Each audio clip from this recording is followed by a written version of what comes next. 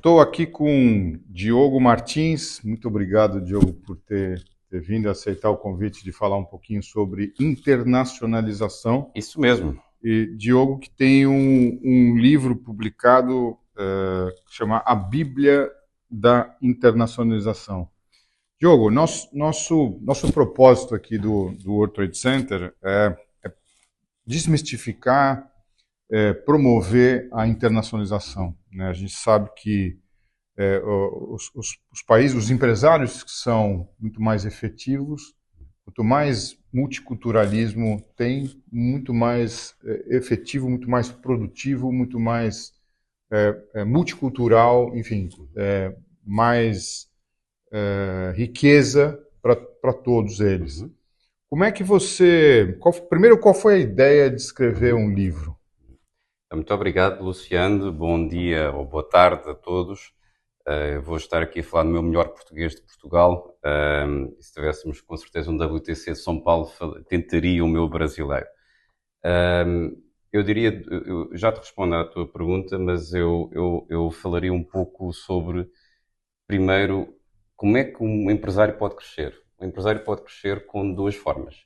Ou vende mais dos seus produtos existentes, ou tem mais pipeline para vender novos produtos no mercado existente, ou a terceira forma, vai para novos mercados. Num mercado pequeno como Portugal, como todos sabem, é um mercado muito interessante, mas tem a sua escala limitada, como qualquer mercado, este um pouco menor do que os outros. Eu acho que não é ignorável uma empresa portuguesa não ousar a internacionalização, porque mais cedo ou mais tarde vai ficar com o seu processo de crescimento tamponado. A razão pela qual, respondendo agora à tua pergunta, Luciano, e agradecendo muito estar aqui, que é sempre um prazer estar contigo e também com o WTC, é porque, como sendo eu professor de gestão de internacionalização e tendo eu uma corrente académica forte nesta área, mas também sendo eu executivo há 27 anos a fazer internacionalização, tenho-me deparado com problemas reais de empresas que tiveram desastres grandes ao fazer internacionalização, que ofenderam a sua marca reputacional, ofenderam a marca reputacional do país que vêm de origem, e eu acho que isso poderia ser desnecessário se tivessem aplicados alguns modelos que já estão na literatura, mas provavelmente não havia adequada translação para poderem ser aplicados com pragmatismo nas empresas. Então a minha grande motivação foi, se eu tive uma dor há 27 anos atrás, por que não dar a prescrição daquilo que penso que resulta, não só comigo, como com um conjunto de empresas que eu, entretanto, fui sendo consultor, e decidi verter isso nesse livro, com um conjunto teórico-prático de ideias, com dois grandes, eu diria, diferenciais, Luciano. O primeiro diferencial é que eu criei um sítio web onde cada um dos leitores pode extrair imediatamente e aplicar na prática na sua empresa os templates em Excel, ou em PowerPoint, ou em Word, necessários para aplicar o modelo que eu promovo neste livro. Qual você acha que é o primeiro passo para um empresário tomar a decisão de internacionalizar? Olha, eu vou-te dar uma resposta muito pragmática. Fazer um estudo de mercado com uma assessoria de mercado local no mercado de destino. O que se passa é que hoje há empresas de estudos de mercado globais, mas que depois nada mais do que fazem são estudos sindicados, verificados muitas vezes por fontes secundárias e até muito com o auxílio de inteligência artificial para dar uma estimativa do mercado local. Mas nada mais, nada melhor do que fazer um estudo primário para ter a certeza do real potencial do mercado. Porque sem sabermos o real potencial do mercado, não adianta fazer internacionalização. Aliás, o capítulo 1 fala sobre as motivações da internacionalização. E eu várias vezes explico que vi várias vezes na prática, infelizmente, entrar no mercado de destino com as motivações erradas. Ou porque eu conheço um amigo que me pode apresentar lá portas, ou porque tem algum familiar que conhece alguém que conhece ali o mercado. Isso não existe, Luciano. Nós temos que ter a certeza que temos o dimensionamento correto do mercado. E o segundo ponto é ter a certeza que existe uma clearance regulamentar para que o nosso produto, caso ele seja regulado, a maior parte dos produtos são regulados por alguma entidade, possa ter autorização de comercialização no mercado de destino. E como é que existe uma forma, porque existem N maneiras de você internacionalizar uma empresa, seja comprando uma empresa local, seja de forma orgânica, seja licenciando um produto, seja uma franquia. Quer dizer, quais são as formas de internacionalizar uma empresa? Eu diria que há 7, 8 formas principais de se internacionalizar em relação ao modelo de internacionalização escolhido. Há formas da esquerda para a direita que envolvem menos risco e, na direita, mais risco. Mas quando você tem mais risco, tem mais controle. Portanto, fazer uma operação Greenfield, em que tem uma estrutura estatutária local da nossa empresa doméstica, com o nosso nome, com um número contribuinte, um edifício, isso obviamente é a estrutura mais cara, a estrutura com maior risco, porque depois a desinternacionalização é muito mais difícil de ser feita, mas também evoca mais controle. A estrutura mais simples, mais rápida, de menor risco, mas também de menor controle, e por conseguinte, muitas vezes também de menor resultado, é fazer uma exportação pura e dura e simples. Não está errado, vem de acordo com o momento e o apetite de risco da empresa e, obviamente, a saúde financeira da empresa e o apetite de investimento que a empresa tem. Entre estes dois extremos, existe a franquia, o licenciamento, outro tipo de funções que estão, na verdade, vertidas no capítulo 8 deste livro. E existem, você falou um pouco no início, os principais erros, né, na hora de internacionalizar. Quais são esses principais erros? Eu diria, o primeiro erro é entrar no mercado destino correto, mas com a motivação errada. Então, o que é que normalmente se faz? Temos visto isto em consultoria.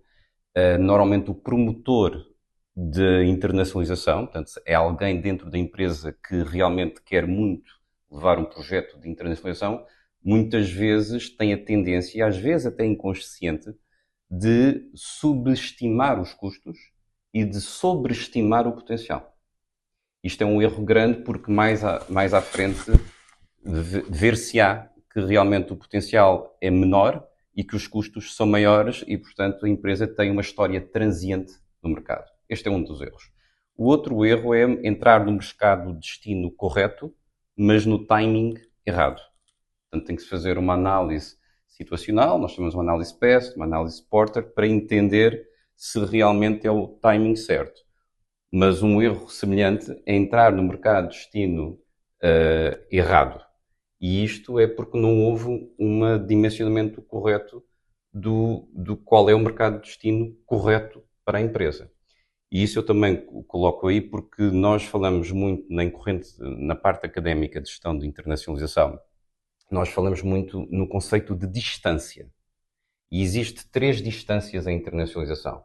Uma é a distância geográfica, outra é a distância psíquica e a outra, não vamos comentar aqui, que é mais complexa. Mas entre estas duas, a maior parte das empresas portuguesas internacionaliza-se para onde?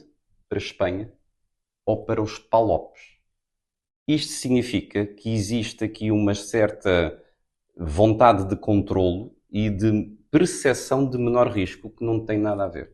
Porque às vezes, para determinado produto, se calhar o melhor lugar de internacionalização é a Tailândia, ou é África, ou é Estados Unidos, e às vezes existe um medo de entrar no mercado maior por se achar que pode-se perder bastantes coisas porque não existe essa matriz aplicada. E como descobrir? Esse é um ponto interessante também. Como é que eu descubro qual é o melhor país para entrar em primeiro lugar? Né? A gente vê muita empresa, no meu caso, empresa brasileira, que vem para Portugal. Há uma diferença cultural brutal, né? Falamos a mesma língua, mas somos muito diferentes.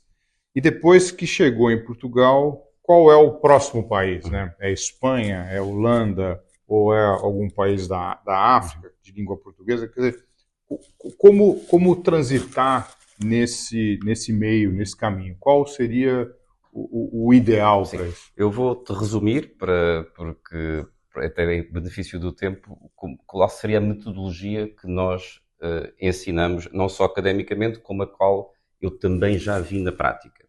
É baseada em 3, 4 pilares. O primeiro pilar é fazer o estudo de mercado, mas não só no mercado doméstico, em várias praças internacionais. As pessoas pensam que pode ser um investimento muito caro, mas na verdade não é se tiver um parceiro local adequado. Para isso há que fazer uma prospecção antes.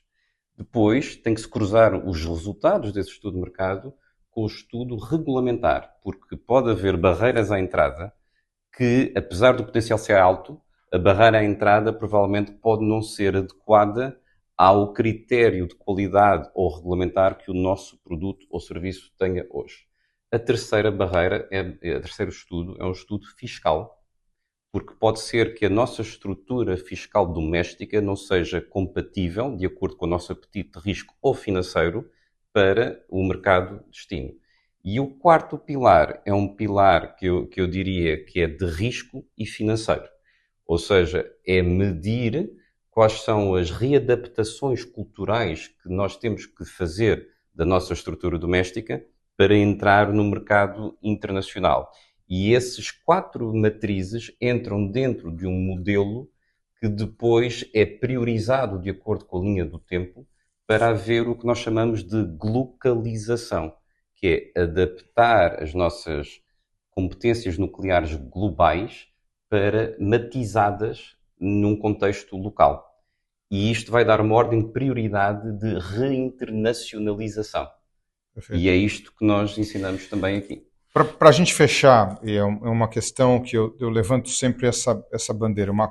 Há uma diferença grande entre exportação, produto, e internacionalização, que eu incluiria prestação de serviço.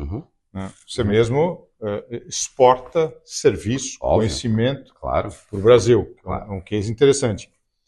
O que você diria para aquelas empresas, pode ser empresas de contabilidade, contabilista, pode ser escritório de advocacia, agência de propaganda, quer dizer, estas empresas que são prestadores de tecnologia, estamos falando de inteligência artificial, há inúmeras.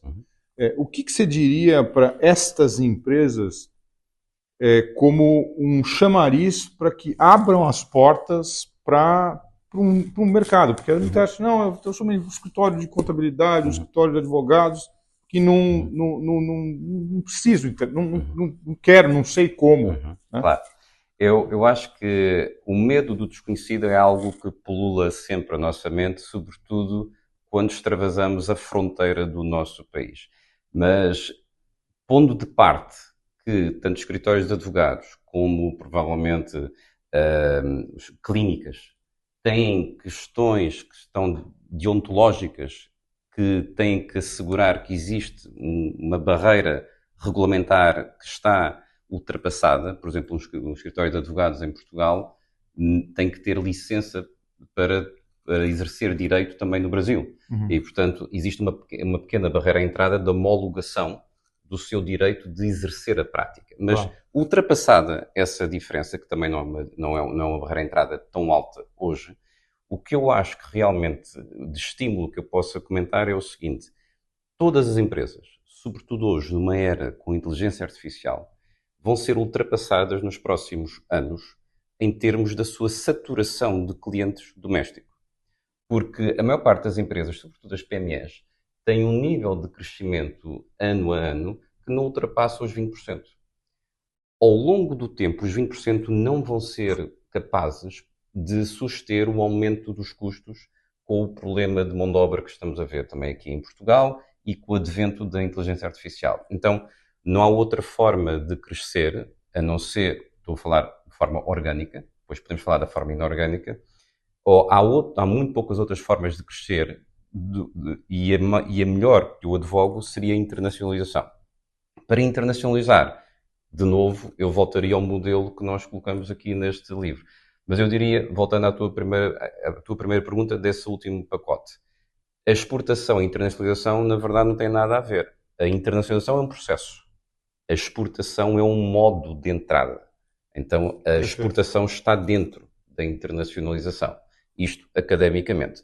Na prática, a maior parte dos escritórios ou de empresas prestadoras de serviço pode prestar serviços para fora até ter um contingente significativo de clientes que acabe por colocar uma estrutura local. Estrutura local essa que também tem que ter uma estrutura de captação de clientes locais e não só de execução do serviço prestado, que é um pouco isso que eu aconselho às empresas prestadoras de serviço. Muito bom.